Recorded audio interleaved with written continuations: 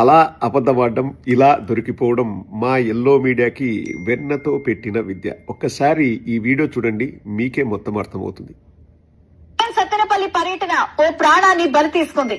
Etukuru bypass దగ్గర Jagan convoy లోని ఓ వాహనం ఓ వృద్ధుడిని ఢీకొట్టింది.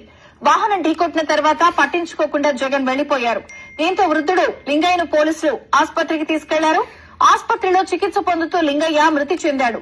అక్కడ జరిగినది ఏంటంటే AP 26CE001 అనే టాటా సఫారీ వెహికల్, అది కాన్వాయ్ వాహనం కాదు, ఒక ప్రైవేట్